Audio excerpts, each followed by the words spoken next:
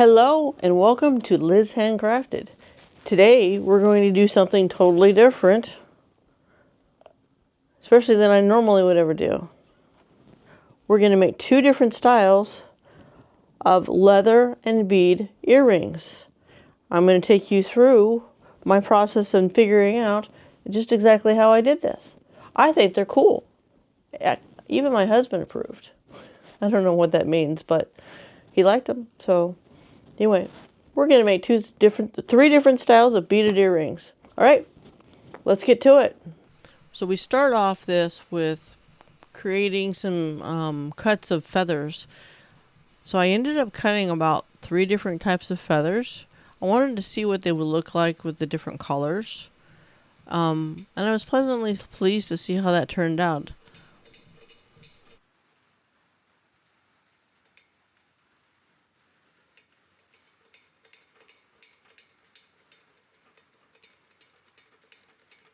So this is how I go about single cutting on that feather die. Putting just enough pressure to get a solid cut. I think the green leather is what I'm working with at the moment. It has an interesting finish on it though. So now I'm trying to figure out how much pressure does it need to cut that. So, and then just release it just enough because I know I've got to do several of them. And and then we get to find out how much pressure does it take.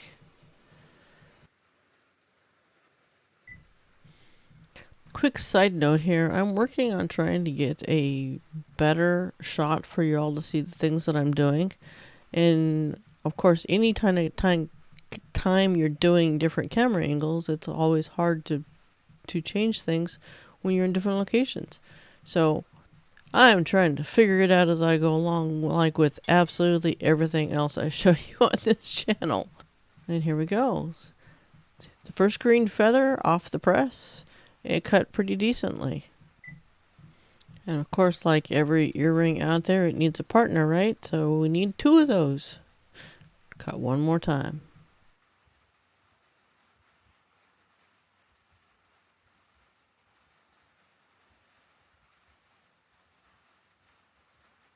We get to, since everything is a process, we get the lovely privilege of doing it over and over again. At least enough for a full set of earrings, which is only 2. But because all of the leaves or the feathers on this die are different patterns, see, we've cut one of the feathers. Now, spoiler alert, this one didn't cut as well as I would like to have had it cut. And so it's going to give me a little bit of an issue, but it also shows me what I need to do next time. Because, this is all a learning process. And figuring out how much pressure to put for each kind of finish of the leather, it's not that big a deal. It's just, you kind of just note that. So I'm like, okay, well, let's just cut another one. And that's where we're going. We're just going to cut another one. Instead of failing, move forward. All right. Isn't that just a pretty blue chrome tan leather right there? It's just a nice finish on it, the whole 9 yards. And then I get getting the second one cut, and it's actually mirrored because I literally flip it over. Is that not going to make a cool set of earrings? I think so. We'll just have to see how that all turns out. So remember that little red feather that we just saw that didn't cut quite right? Well, an X-Acto knife is part of the deal for this. Now you gotta be really careful with them. Not only they're very pointy, but they're also very sharp, especially when they're brand new like this one is. So when they don't cut quite right, you can still pretty much see where it was supposed to be, so it's not a difficult. Be careful when you do that. Oh, but it didn't take me very long to do that. Alright, so I have my 2 feathers. So I've got those feathers. Alright. Now let's move on to some other shapes. Alright, so I pre-cut some of these just to mess with them. I'm not sure how that's going to land out yet. And that was actually just with this die. You see, that's what that cuts. And that is coming from this set that I got. And just a little hint, this is coming down the road here soon. I'm going to be starting to do some patchwork. We'll see how that works out. Okay. Now, what I want to do, I'm going to take my leather that I chose, and I'm going to make some shapes.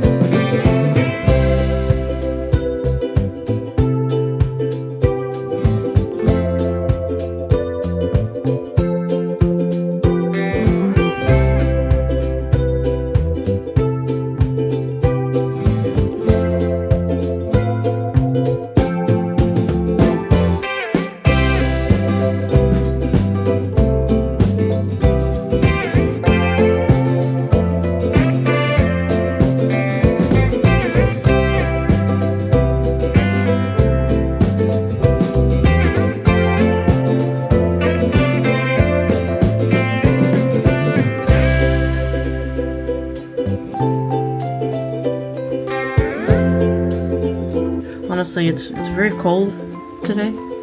My toes are freezing, but I needed to. I have been, so you can even see my breath. But I just wanted to share this with you guys. So that's what I'm doing. Besides, the dogs wanted to play anyway, so there's that. The factors we have in life, right? All my little strips, all my little feathers.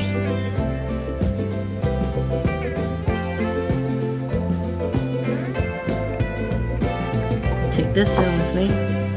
Definitely need my torch. I still haven't replaced this. I need to get the other style. I don't love this style. Anyway, let's go inside. It's cold. I'm just gonna get to it, create, see what I get, and share with you the things that work and some that may not. So, number one thing I want to try. So I've got two of each kind. So I cut out these feathers. I need to clean them up. And we're going to do some beadwork with these feathers to make some earrings. This is very simple. And all this is some earring parts. It was one package together, and it included the hangers with some crimp rings, which I didn't even know were crimp rings until I started researching more of this. Some jump rings, and these are for more like your bracelets and stuff. Don't know if we're going to be using those today, but they're there. And then these posts. And we'll see how that works out. It looks like there's different kinds in here. I didn't even realize that. Interesting. So there's round end posts and flat end posts. Okay. I'm with it. Okay. And we're going to do some beadwork with our leather pieces and see how this turns out. So I'm just going to dink around with this and see what we got. I also have, and I hope it's in the shot, but I'm going to try. I have some stringed beads. I just have them on a rod here just to, because they were basically, when I bought them, they were bundled up. They vary in size, but they caught my eye and I said, oh, those are pretty. And I thought, well, if I think they're pretty, maybe others will too. So what I want to do here is I want to try to work with these a little bit as well as these other pieces. There's all sorts of things that I have learned about beading since I started endeavoring into it here lately. I did some beading in the past. I'm not even entirely sure how many years ago. I kind of was trying to figure that out, and I was counting the number of moves that the drawer of beading stuff have made. So it's significant number, and the technology has changed for that. Let's talk about some simple bead earrings. I'm going to force myself to stay on topic here for 2 minutes. I don't know how well that's going to work. I think if you've seen any of my videos, you'll figure out that that's hard for me to do. And I'm just going to take a piece, because these are basically just strung beads. They're just beads that have already been put on a string. Now, are they the kind of string that we want to use for longevity? I'm going to have to say no. Probably not. That I have some better tools than I used to. So I'm just going to talk my way, sort of, and then fill in the gaps. So just for your knowledge, friends, I'm working on learning how a different technique to do these videos. With a little bit more voiceover, different camera angles. Just try to make a better product for you. I don't know if it's going to work or not. I don't know if my brain can do it. But it's trying. So these are what is considered a big eye needle. I'll put a picture of the label. I looked for the label for that. I couldn't find it. Did get them at Hobby Lobby. I get almost everything at Hobby Lobby. Sometimes Michael's. But a big eye, it's not a matter of the head on the thing. You know how a normal needle, hang on. This is an over-exaggeration, but, and it's made for leatherwork, and because it's got a curved point. But you can see the head on it is the point. A big eye, this is the eye of the needle. A big eye does not mean big eye is in this. A big eye means that. Let's see, how can I show that better? There. That's what a big eye means. See if I need to do that on the other camera. And that makes a difference, because it makes it to where your thread will go through, and it'll still go through the needle, or the, I'm working with 8mm, no, I'm working with, what am I working with? I need to look that up real quick. So, 8s. Seed beads are, my seed beads are 8s. I have a bunch of different ones. I don't know how much this is catching, but these are mixed. But I just picked up some colors that I liked, kind of messing with stuff. Now, what I know I need to do is use good thread, which I need to find. Where did my good thread go? Right smack in front of my face. So this, I do find it funny. Good thread. It's called good thread. But it's made for beading.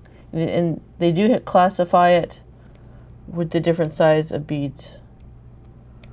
I'm not really bothered much with the size 10 beads. They're a little bit too small for, I mean, honestly, my vision's not that great. So about 11 as far as I'll go down. So good thread, that's what this is. And my goal here, because this first one I'm going to start with is just going to be some hanging beads. So it would look something like this on a hanger. Just some color on a hanger. That's my goal. Using the backer, the jump ring probably. I don't know. Let's see what I come up with here. They don't give you much space on that. And I know once I undo this, this thing's going to just roll. Let's make myself a little bit more neat. I do have the fire thread though. Would that be more stable? So I've got this stuff made for the weft of loom knitting. We may get into that at some point. Probably not this video though. I'm wondering if that wouldn't, because this is super strong. So I've learned that this is definitely a warp thread for loom knitting, or loom knitting. I do a lot of that too. Loom beading. So I did a new setup of that just to test my theories, and the thread was so much better with the wildfire and this. It was ridiculous how much the difference was. But that's not right now. I'm thinking that I would like to use this. One, the white. I'm analyzing whether to use the white or the black, because the black it's going to probably be seen because these are glass beads. I think they're probably equal in usability. Alright, well, we're never going to know unless we try it. Let's try it.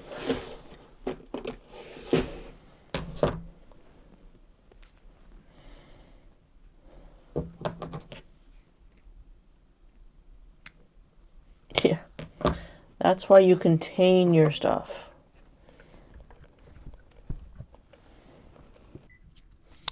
Once I analyze the beads and figure out that white is probably better for the fact that it's a glass bead, then I figure out that a certain length is probably my best bet. And going with doubling the thread, that seems to lend to a strength that I probably can't duplicate otherwise. So that's where we land with just creating some stringed loops. One of my challenges that I face here actually becomes that my brain wants to sort by color, which is exactly the opposite of what I need on this. So once I figured out that the length that I wanted to see, then I realized, okay, now I got to connect these two and then figure out how to make that second loop. And that becomes part of the process, because all I really did was push the needle through the top bead and then pull things together. Now becomes a challenge of actually working with bringing it together nicely. And we find the solution being using a head bead. And then once I figured out the head bead process, then I realized that basically you use the beads themselves to hold together the structure. And that is the key. So wherever you want your loops to be, that's where you stabilize it. Simple as that. Okay, seeing how I did what do we think about this one? That works. Showing you okay, we're what gonna do two of those. I was doing, and then I lost my Two out overhead for camera. that one. And Here's then another attempt at showing you the what they process. do of is once creating you the bring loops, everything together, then you actually head bead bead through hit a the loop. ring. Well, learning is a process, and sometimes it takes more than one try to get something even close. And I end up learning to bring them together and use the beads themselves to hold them together. So that means looping through the end bead of the first loop and looping through the middle bead of the second loop to bring it together, and then taking all of that through the head bead. So that becomes my process. And of course, in the meantime, I figure out that my top-down camera is no longer working, and so I'm going to have to explain this the best I can. I'm still working on better shots. Please bear with me.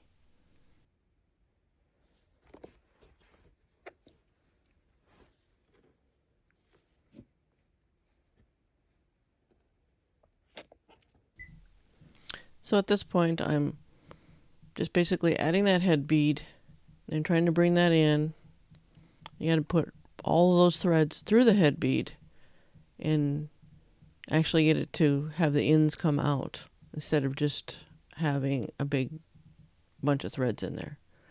But so here's the point where it is suggested, and I found that it's actually rather easy to do, is then you turn around and put anywhere from 3, 4, or 5, depends on what you want your look to look like, of additional beads to cover, kind of covers the loop of the threads that's going to be going through your actual hook.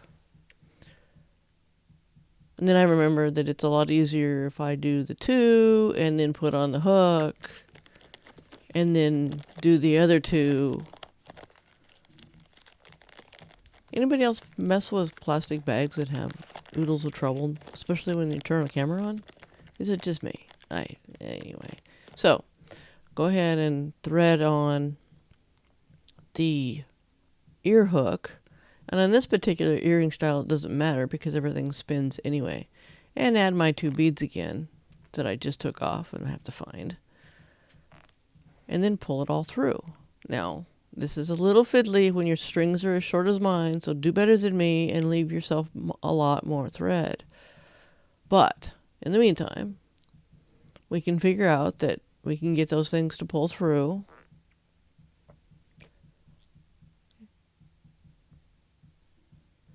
And then get ready to pull it through back into that head bead. That head bead is very crucial because it not only hides your knots, but it gives you the basis, basically your foundation. And thankfully, the needles are extremely flexible. Yay for that. So once I push through all of that,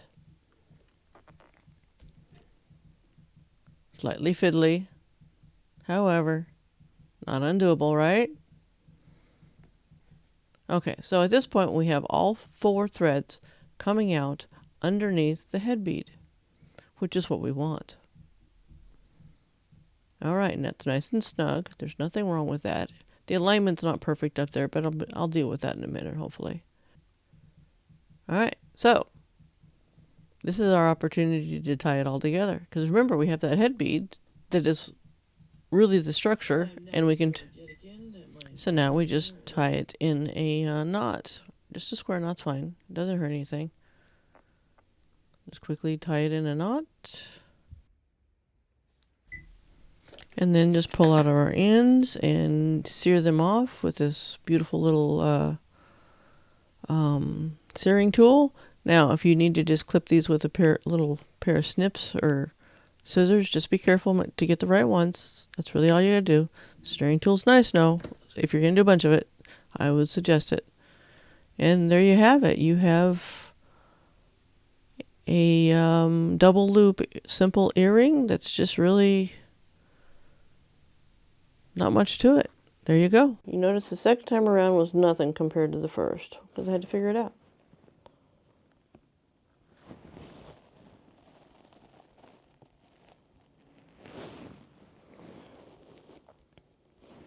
So that's not bad. Well, okay, so the first one took me way too long. The second one wasn't bad. And there's a third, so I have a pair. Because there's no point in doing earrings without a pair, right? There's a pair of very simple beaded earrings. They can go with anything, very random. I mean, there's nothing to that. All right. So, on to working with the leather pieces.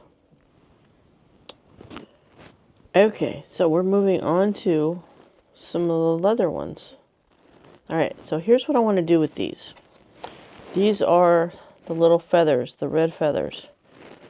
One, I want to smooth them out a little bit around those edges, but then I want to put a slot. I might do more of a patterning in these with the beads. I don't know yet. Again, we have about 12% of a plan. And if you're wondering where that 12% of a plan statement comes from, I'm trying to find another tool that I'm looking for, and I'm not finding it. It's from Guardians of the Galaxy. All right, so we have these. I'm just going to go over them with the torch real quick and kind of defuzz them.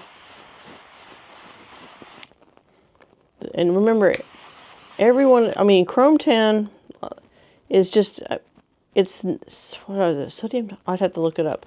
Anyway, but basically, instead of veg tan, it's chrome tan, which gives it a finish treatment as well as a conditioner.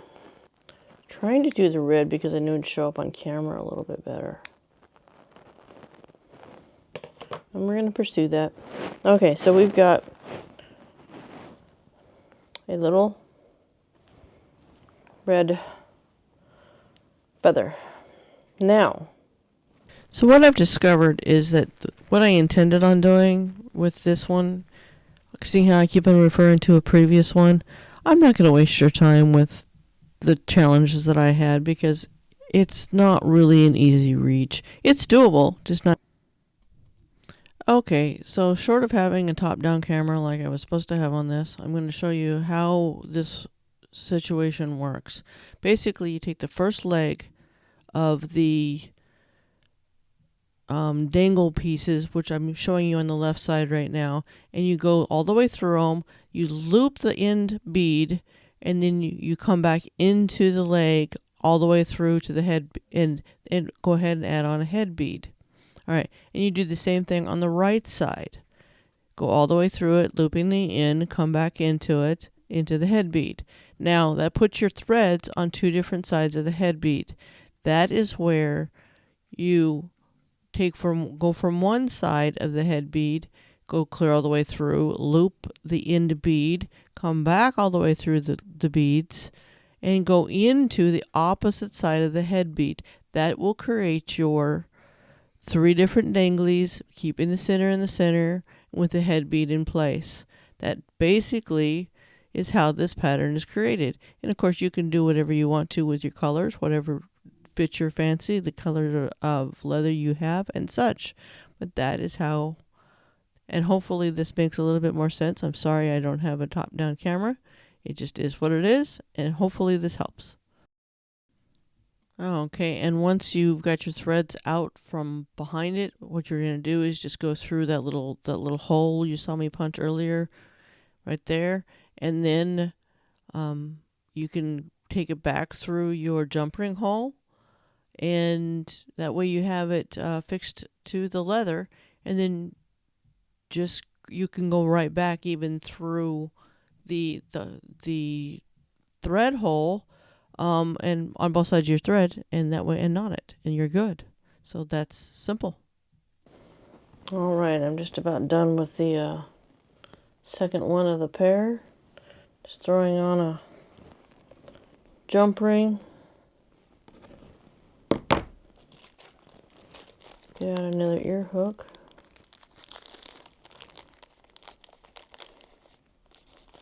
It's amazing how after you've done it once, it gets way easier. Well, basically once you learn what the material wants, honestly. So there's the second one. What do you think? Would you give those to somebody? Would you wear them?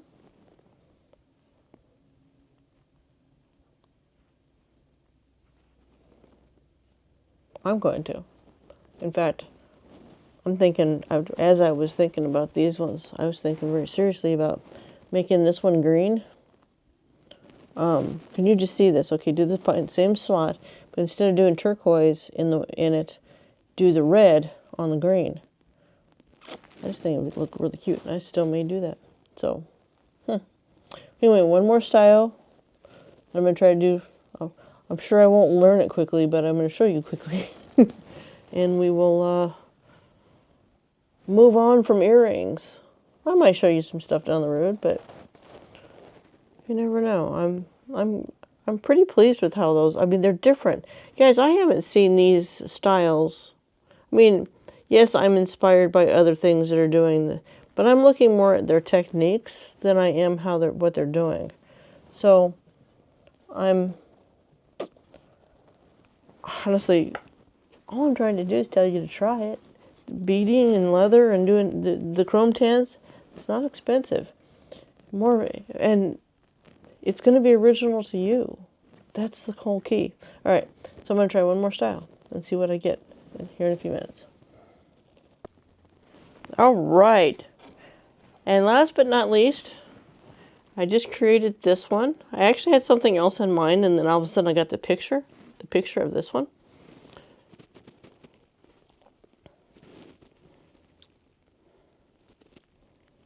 I think it's super cute.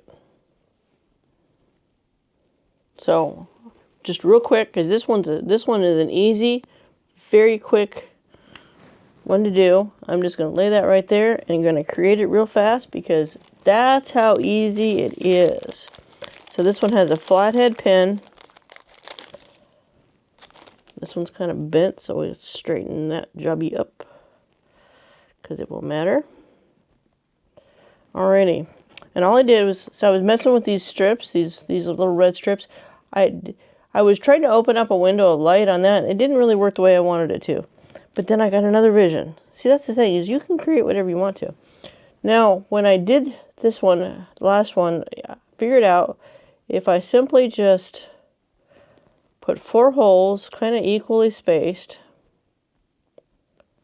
They don't have to be perfect. There we go. Now I start off with red, black, red, red, black, red. I go ahead and put on my leather tab. Okay, now I'm going to do a black, red, black. That's what's fun about this stuff, guys. You just, until you tie it off, you can do whatever you want, and then mess with it, mess with patterns, see what makes you go ooh. You know, and if you're doing it for somebody else, think about them while you're doing it, and think about the things that they might like. Silver, blue, silver. I had walked away from making this video, went and did we have a virtual Bible study on Tuesday nights. And during the time, I got the inspiration to do this little design.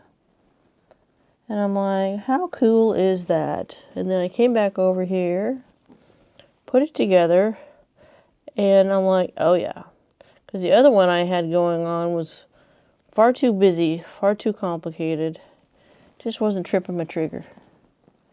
It was okay. Not bad. In fact, it's probably still worth doing. But look at that. Look how fast that was. Look how fast that was. Alright, now all you're going to do, because you're already on a pin, now this pair of pliers has got a rounded nose on it, so that makes it pretty easy to turn that. Now granted, I'm not very good at doing this part yet. I'm thinking I want it up here, because the last one I made was too small. And then basically you just turn that pin to give it a latching. Now what I did figure out earlier is you need to get your hook ready. Because I had to open it back up last time. Alright. Because everything spins on this, it really doesn't matter what direction you're in. Alright, and then put that on there. And close it up. Now, gripping it while you close it up might be a trick. But so I'm thinking that you literally grip it on the inside and turn it in. That seems to be... I'm still working on these skills. You guys can do this all the time. Of course, I doubt you'd be watching this, but you can advise me on how to better do these hooks, these loops. There. That feels closed. That's how fast doing that second one is. And they just spin, so it really doesn't matter, because everything on it spins. So it really doesn't matter which way you face. Red, black, and red, with a little bit of You know, you could do like a bigger bead of a crystal in there or something. That would be really cute. Anyway, so that's 3 different earring designs for next to nothing. Messing with remnants. Just doing a thing. I guess I probably could have made these blue so it would have more of a pattern to display. But I didn't, so. I might still do that though. There, put that on there. Look at that.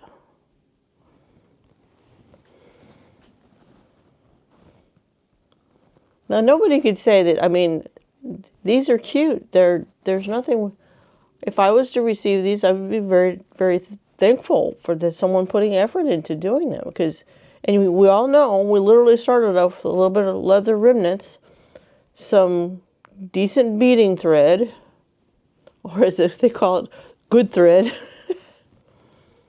But that's really it.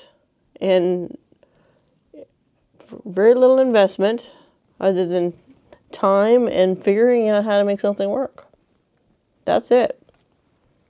3 different kinds of beaded earrings in no time flat, and you could do a heck of a lot more and probably do way better than I'm doing. I'm just kind of making it up as I go along. So that's all there is to it. Just your imagination really is your gift-giving ability to do things. So anyway, there you go. And I think they're cute, y'all. I think these are just right. I do think I would like to do some blue. I've got, I don't know, did I do strips of blue at all? I don't think I did. I might have to do that because I think I'd like to do this in blue. And I might actually be wearing some of that. I like them. That's probably the reason why I made them, right? Okay, so there's remnant leather, gift giving, some really neat things that people could really enjoy. Here's to having a wonderful Christmas and the power of giving. Y'all, catch you on the next one. I've got some more things planned. Probably a different topic because I can't stay anywhere more than a couple videos apparently. But I'm still going to be doing some beading, so I might be sharing more of that too.